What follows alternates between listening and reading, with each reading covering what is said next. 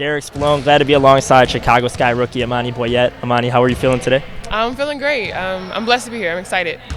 And I mean, just first and foremost, it must be a whirlwind of emotion running really quick. I mean, just a month ago, being in the NCAA tournament, being a collegiate athlete, now fast forwarding, being a professional athlete here with the Chicago Sky and being in a brand new city. How have you handled that adjustment thus far for yourself? All I do is go to the gym and to my hotel and to get food, but I think it is kind of crazy to think like just 2 weeks ago, like I was at home, like going to school, going to class and everything. So it's definitely a whirlwind. I'm just trying to stay adjusted and settle in.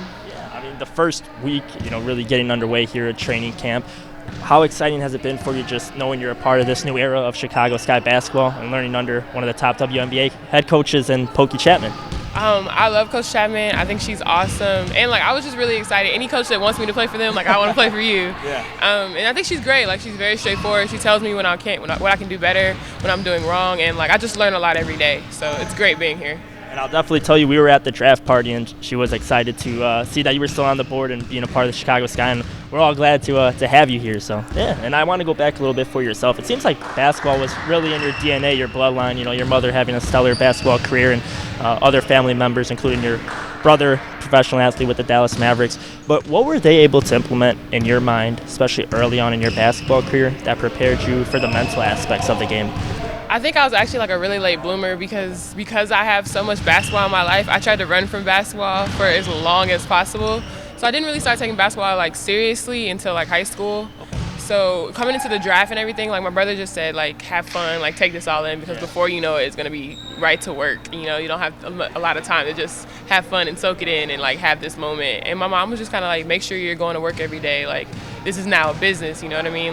You got to make sure that you're self-motivated and self-disciplined and you're getting after it every day. So. And I know you mentioned really falling in love with the game a little bit later on. Is it maybe early on you felt that pressure, that kind of level of expectation, having that family bloodline that kind of forced you to shy away from reaching your potential? Definitely. It's really hard when your mother's a Hall of Famer. Right, yeah. Because even when you score 20, she's like, I average 35. So it's definitely hard having a family that's so great at things, because you're never good enough, because they've basically accomplished everything. So now I kind of the better I got at basketball and the better relationship with my mom, it kind of the pressure was eased. So now I get to have fun and just kind of make her proud by being here. So yeah, and you must have definitely made her proud, becoming the first woman Longhorn basketball player to collect 1,000 career points, 1,000 rebounds, and 200 blocks. But when you reflect back on your time at Texas, how did that also prepare you for this professional level? I love the University of Texas, and my last year I was blessed to have Tina Thompson as assistant coach. So having freaking one of the greats being my coach is awesome, and just learning so much under her and learning what the WNBA would be like trying to beforehand was helpful, and what to expect, how to work hard, and those just the discipline and the little habits that you need to have at this level was helpful. Right, yeah, and absolutely. And just my final question for you, kind of aside from basketball, something I found really cool is I read your poem that you did on draft day, and I thought, that's awesome to see the writing and kind of describing your kind of, tough love relationship with the game of basketball. But how special has it been for you just seeing the impact your words have had, maybe not only helping you get through tough times, but the people around you?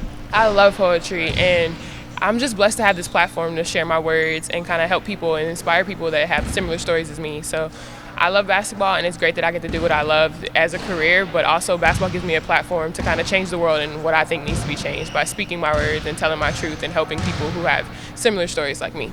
Is there kind of a specific quote that maybe got you through some of those tough times that stands out in your mind when you... My favorite quote is by Mary Ann Radmacher. Okay. I can't really pronounce her name, but the quote is basically saying sometimes courage isn't always it doesn't always roar. Sometimes it's just a little voice that says I'll try again tomorrow. Wow, yeah. That's pretty deep right there to soak it all in. So yeah, we'll keep grinding and inspiring. Derek Spallone, Imani Boyette, I appreciate your time. Thanks a lot.